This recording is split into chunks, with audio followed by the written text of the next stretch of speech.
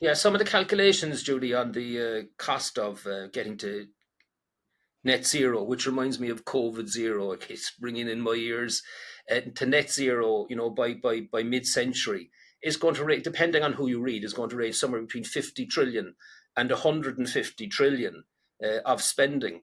And I mean, your point is, yeah, but like Africa requires a massive amount of infrastructure spending and spending on water safety and transport and all of the other things to lift them up and make them capable of dealing with changes in climate, and that's not happening because the West is myopically focused on this framing that occurred in 1980 and has just been carried forward ever since. It's bats, isn't it? It's crazy.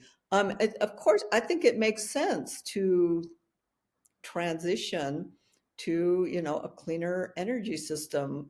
Who doesn't want more abundant, um, inexpensive, clean energy? I mean, everybody wants that. I mean, oil and gas and coal have served us well, but there are environmental issues, geopolitical issues, that aren't terrible. They're not showstoppers, Mm-hmm. but we should work to move on. And I think nuclear energy is a really good solution. And there's so many new technology developments regarding nuclear. I mean, it's really very exciting. People are looking at advanced geothermal, and there's all sorts of new things coming down the pike. And we just need to let this play out over the 21st century. But we can't if we have these crazy targets by 2030. They say, oh, well, the only thing we can do that quickly is wind and solar. But you bring in wind and solar, and Destabilize. the land use issues, the intermittency, the asynchronicity. There's all sorts of engineering Yeah. issues to overcome in terms of the transition grid. It's not a solution.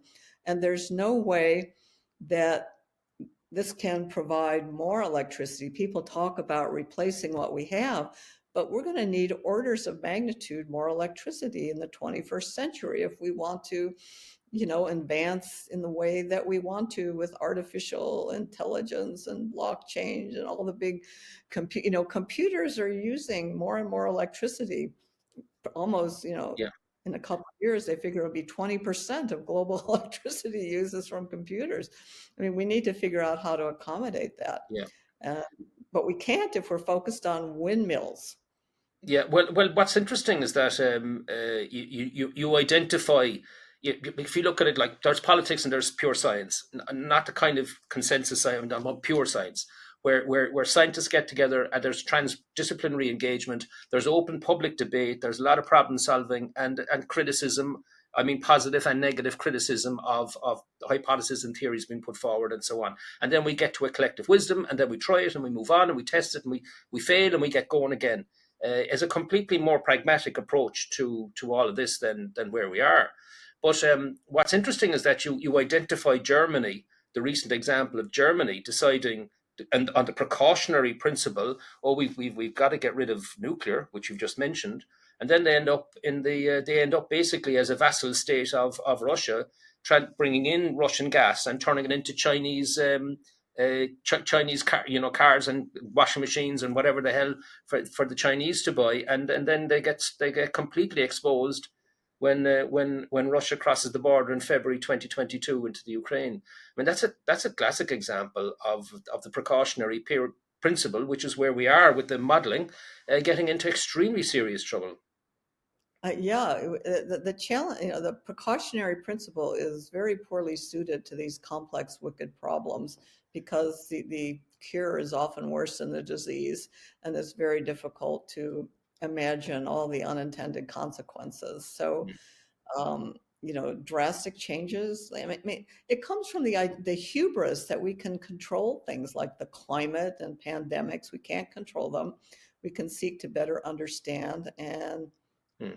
to manage the situation. We're not going to ever be able to control it. Yeah, you've drawn some parallels with it because obviously you were writing the book at the back end of back into the worst parts of COVID and all of the stuff that went wrong with it. So obviously it was in your mind, but there are parallels there. Okay, the climate change is over many decades already, and it's looking even longer term. COVID was within a much shorter time frame. But can you just talk us through what you saw as the parallels? Well, the first, okay, I think the first parallel that I mentioned was the consensus thing. You know, back in March and April of 2020, when all this started, we had no idea what we had. There were two articles published by teams of epidemiologists and health scientists in prestigious journals, Science and the New England Journal of Medicine, stating a consensus that this was naturally caused and that anybody thinking that this came out of a lab was a conspiracy theorist and racist against the Chinese. Okay. And so this was published, and everybody, okay, this was declared to be the consensus. And people who said, wait a minute, you know, we think it might be caused by this lab, what was going on there. These people were immediately canceled from Twitter, Facebook. Many of them lost their jobs. And this idea that this was of natural origin was ruthlessly enforced.